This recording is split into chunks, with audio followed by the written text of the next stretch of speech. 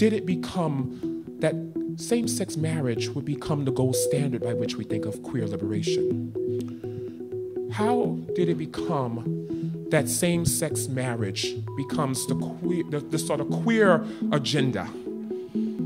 And for me, that requires some of us to do a little history check-in, right?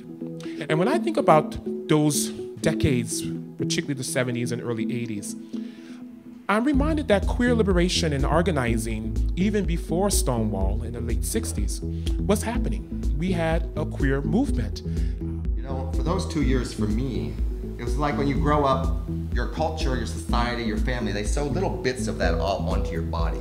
And each of them doesn't really hurt that much, but pretty soon you're this sort of like a quilt of what you grew up in. And in those 2-year period, meeting all these people with all these ideas of socialism and open relationships and bisexuality and all this, it's as if in one fell swoop, all that was ripped from my body, and it was like a raw feeling.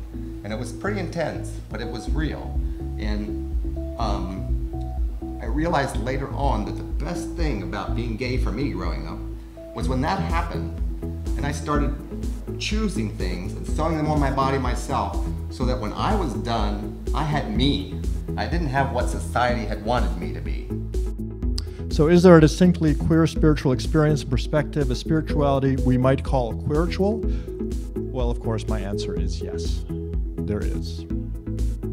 Are we the only ones with distinct gifts? Of course not.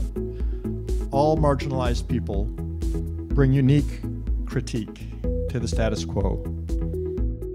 I did that to make myself feel more authentic, and then I was later diagnosed with cancer, and that changed everything. It made me rethink my identity, and it made me think about my standing in the world and whether or not I really wanted my identity to be defined by the fact that I was missing a testicle, or that I couldn't have kids, or that every time I have an intimate encounter with somebody, I have to explain to them that I actually did have a good time, that I had an orgasm, but my body just works differently than other people.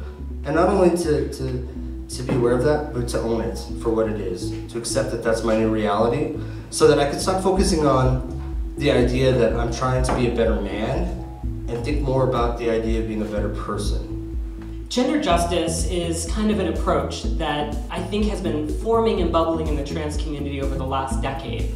Our movement has moved alongside the largely gay and lesbian movement. We call it the LGBT movement for political purposes, but largely they're two separate movements moving together in the same direction with a lot of overlap.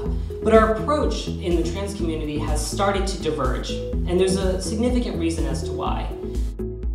This is a great conversation to have with your friends, to go over labels and what labels they've gotten in life, and I have just a few more. We went over the badness. Big, bossy, strong, easygoing.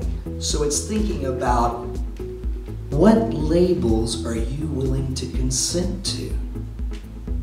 We're never going to get rid of labels. We're never going to get rid of them. It's how we communicate.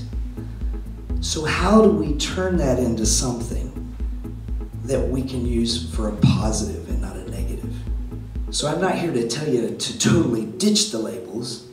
I'm here to tell you to own the labels you fucking want to own, baby. Right?